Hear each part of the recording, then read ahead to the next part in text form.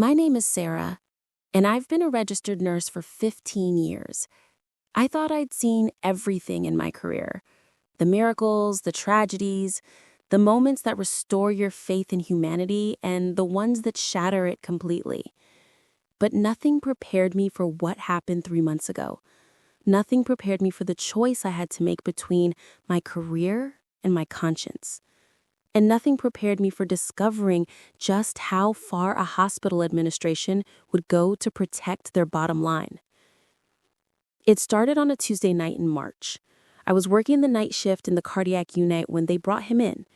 David Martinez, a 42-year-old construction worker who'd collapsed at home. His wife, Maria, was following close behind the ambulance, her face pale with terror, clutching their 2 young daughters' hands. I remember thinking how small she looked in that moment, drowning in an oversized coat, her eyes wide with the kind of fear that comes when your whole world is falling apart. David was having a massive heart attack. Dr. Harrison, our attending cardiologist, immediately took charge. I assisted as we rushed him into emergency surgery. For 6 hours, we fought to save his life. The surgery was complicated, more complicated than anyone initially realized. David had multiple blockages and his heart had sustained significant damage. But Dr. Harrison was determined. He's one of the best cardiac surgeons I've ever worked with, and I watched him perform what could only be described as a miracle that night. The operation was successful, but David's recovery would be long and uncertain. He'd need extensive cardiac rehabilitation, multiple follow-up surgeries, and round-the-clock monitoring for weeks. The estimated cost was astronomical, well over $300,000, not including the ongoing care he'd require for the rest of his life. Maria stayed by his bedside every day. She'd arrive early in the morning with their daughters before school, then return after dropping them off and stay until visiting hours ended.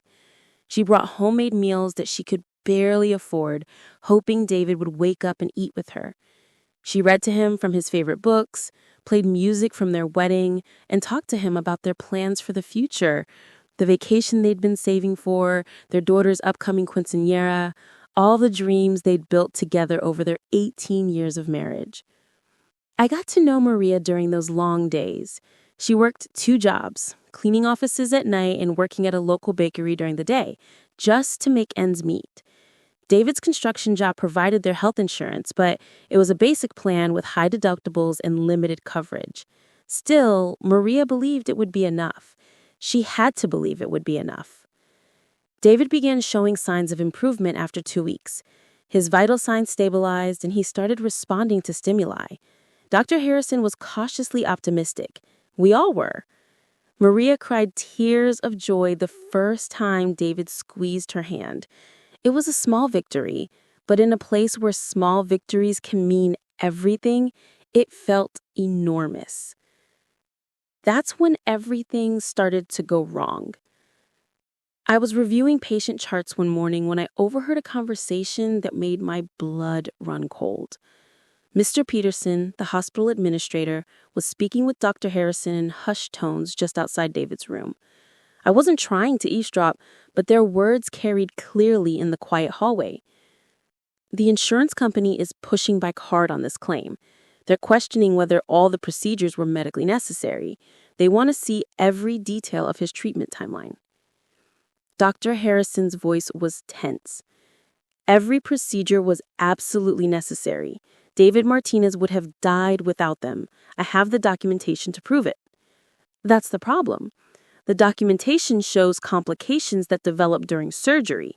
The insurance company is claiming those complications were the result of medical error, which would void their coverage obligation. I felt my stomach drop.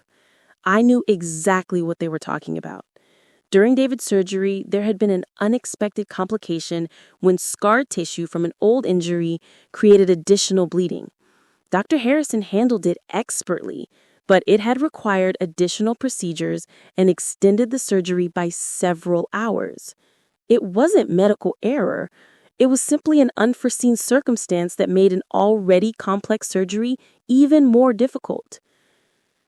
"So, what are you suggesting?" Dr. Harrison asked, though his tone suggested he already knew the answer. "We need to revise the surgical notes," Peterson said quietly. "Remove any reference to the complications. Make it appear as though the surgery went exactly as planned. The insurance company pays out the claim. The Martinez family gets their coverage. Everyone wins. If we don't do this, that family loses everything. David Martinez will bankrupt his family and die anyway when they can't afford his ongoing care."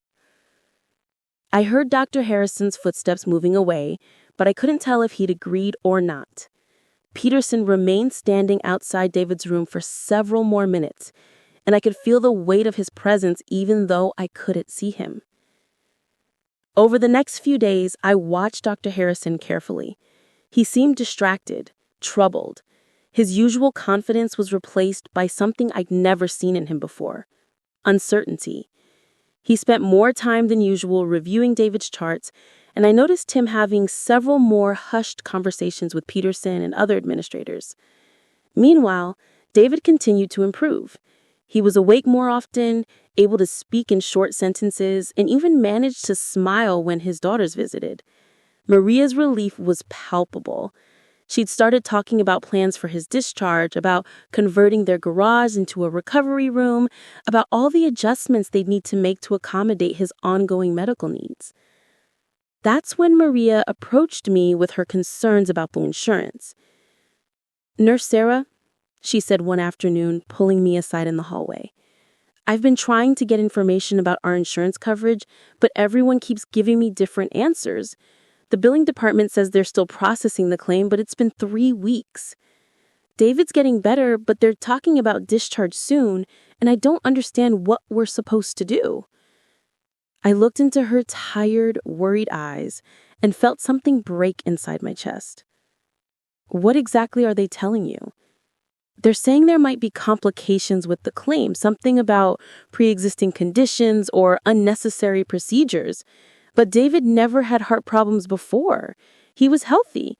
He worked construction for 20 years. He had to pass physical exams every year." Her voice was getting higher, more desperate.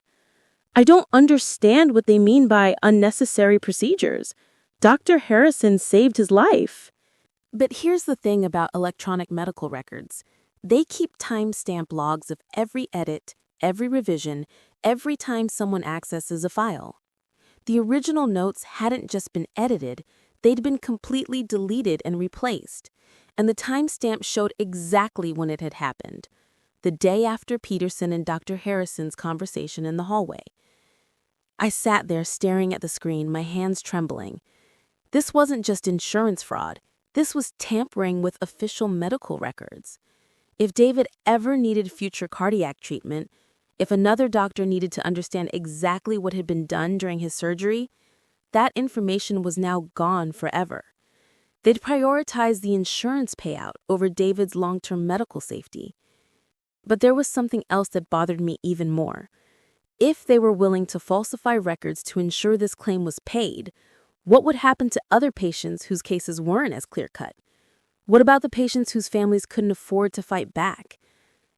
I spent the next 2 days wrestling with what to do. I could report this to the state medical board, but that would certainly cost me my job and probably destroy Dr. Harrison's career. He was a good doctor who'd been put in an impossible position by the administration.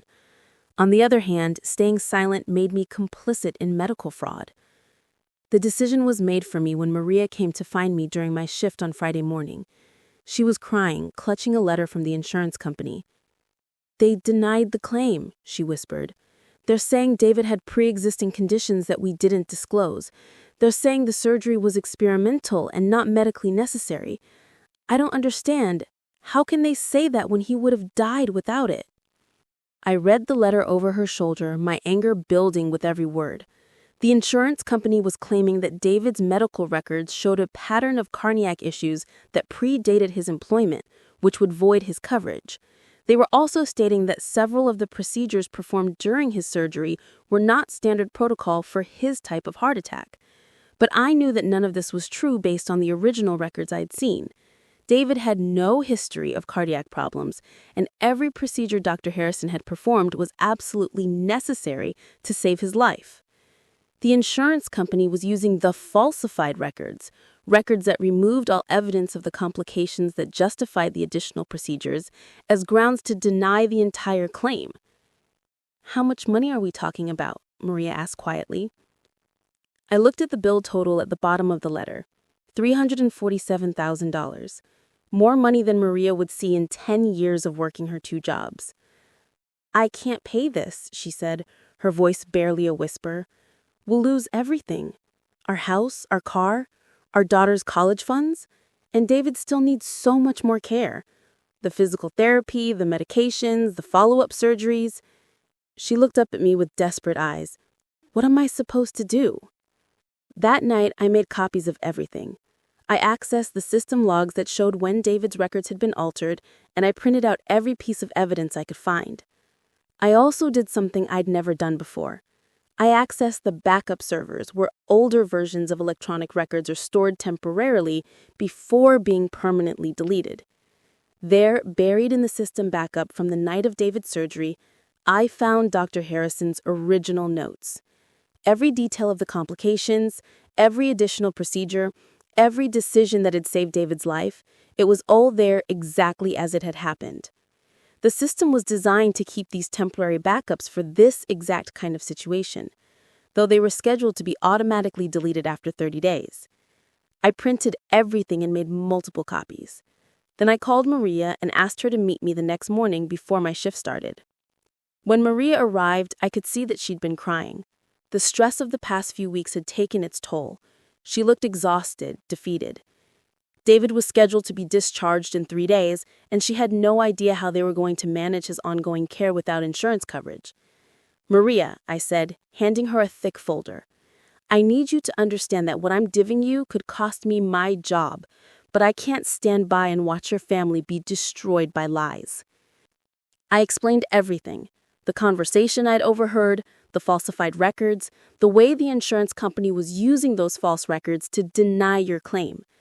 I showed her the original surgical notes that proved every procedure had been medically necessary, and I explained how the hospital administration had deleted this evidence to avoid insurance scrutiny. The cruel irony is that they changed the records to help ensure your claim would be approved, but their changes actually gave the insurance company grounds to deny it entirely. Maria stared at the documents, her hands shaking. "So they were trying to help us, but it backfired." "No," I said firmly. "They were trying to help themselves. If the insurance company had questioned the original records, the hospital might have faced scrutiny about their billing practices. By falsifying the records, they eliminated that risk. They just didn't anticipate that the insurance company would use the sanitized records as grounds for total denial." Maria looked up at me. "What do I do with this?" I said, "You take it to a lawyer. You file complaints with the state medical board and the insurance commission. You make them explain why they denied a claim based on records that were fraudulently altered after the fact." Over the next 2 weeks, Maria followed my advice. She found a lawyer who specialized in medical malpractice and insurance fraud. When the lawyer saw the evidence, the original records, the system logs showing when they were altered, and the timeline of events, he immediately took the case on contingency. The hospital's response was swift and predictable. Within days of the lawyer's first contact with their legal department, I was called into Peterson's office. "We know you accessed backup records without authorization," he said without preamble. "We know you shared confidential patient information with unauthorized parties. These are terminable offenses that could also result in criminal charges." I looked him straight in the eye. "Are you going to fire me for exposing medical fraud?" "We're going to fire you for violating patient confidentiality and accessing computer systems without proper authorization. What you call fraud, we call correcting clerical errors in medical records." Clerical errors that just so happen to remove all evidence of medical complications that justified the insurance claim? Peterson leaned back in his chair. Dr. Harrison made some notations in his original surgical report that were unclear and potentially misleading, When the insurance company requested clarification, we provided corrected documentation that more accurately reflected the standard nature of Mr. Martinez's surgery. It was a smooth lie, delivered with the confidence of someone who'd been practicing it, but I'd seen the timestamps. The records had been altered before the insurance company requested any clarification. And what about the backup records that show exactly what was changed and when? System backups are automatically purged after 30 days, Peterson said with a slight smile. Any backup records from Mr. Martinez's surgery date were deleted last week as part of our standard data management protocol. My heart sank. They'd accelerated the automatic deletion to destroy the evidence. Without those backup records, it would be much harder to prove that the original notes had been deliberately falsified rather than simply corrected for clarity. But Peterson had underestimated me. I'd printed copies of everything before those backups were deleted, and those copies were already in the hands of Maria's lawyer. I suppose we'll see what the state medical board thinks about your data management protocols, I said, standing up. You're terminated effective immediately, Peterson called after me as I walked toward the door. Security will escort you out. As I was cleaning out my locker under the watchful eye of a security guard, Dr. Harrison appeared. Sarah, he said quietly, I want you to know that I never wanted any of this to happen. I looked at him, this man I'd respected for years, whose skill and dedication had saved countless lives. But you did it anyway. They told me the Martinez family would lose everything if the claim was denied. They convinced me that simplifying the surgical notes would ensure faster approval. I thought I was helping. And when you realized it had backfired? When Maria got that denial letter? Dr. Harrison looked away. By then, the backup records were scheduled for deletion. Peterson said it would just complicate things if we tried to restore the original notes. He said the lawyer would sort it out with the insurance company. So you stayed silent and let Maria think she was fighting this alone. I couldn't admit what we'd done without destroying my career and potentially facing criminal charges. I have a family too, Sarah. I have responsibilities. I finished packing my things and looked at him one last time. So did David Martinez, and his family trusted you to save his life, not to gamble with their financial future to protect your own interests. The legal battle that followed was swift and brutal. Maria's lawyer filed complaints with the state medical board, the insurance commission, and the district attorney's office. He also filed a civil lawsuit against the hospital, the insurance company, and Dr. Harrison personally. The evidence I'd provided was damning. The system logs clearly showed that David's medical records had been accessed and completely rewritten 3 days after his surgery. The timestamps proved that this had happened before the insurance company had made any requests for clarification.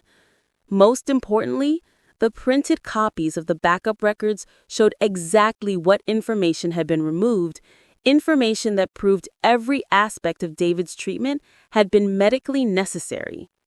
The insurance company folded first. Faced with clear evidence that they'd based their denial on falsified records, they not only approved David's original claim, but also agreed to pay for all his ongoing care. They also paid a substantial settlement to avoid criminal fraud charges. The hospital fought harder, but their position was untenable. The state medical board suspended Dr. Harrison's license pending a full investigation. Peterson was fired, though he landed another administrative job at a different hospital system within 2 months. The hospital ultimately settled the civil lawsuit for an amount that Maria's lawyer described as life-changing.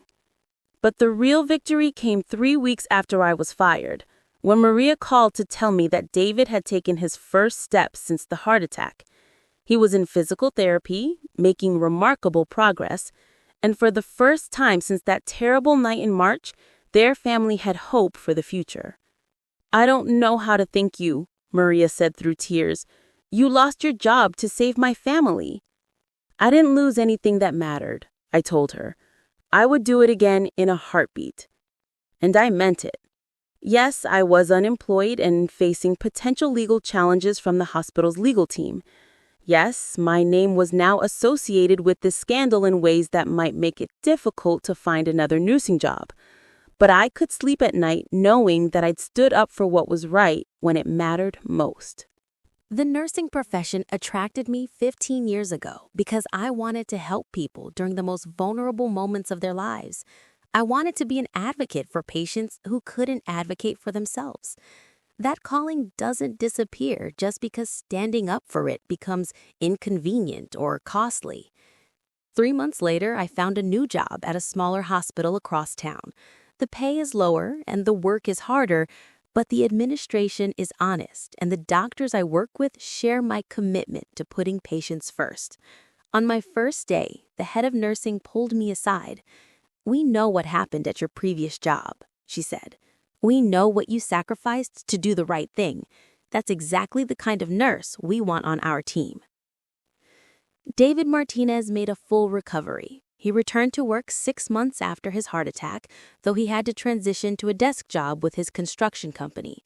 Maria was able to quit one of her jobs to spend more time with their daughters. Their older daughter, inspired by the nurses who cared for her father, has decided she wants to study nursing when she graduates high school. As for the broader implications of this case, the state medical board implemented new protocols for monitoring medical record changes. Electronic health record systems in our state now require two-person authorization for any changes to post-operative notes, and all changes are automatically flagged for administrative review.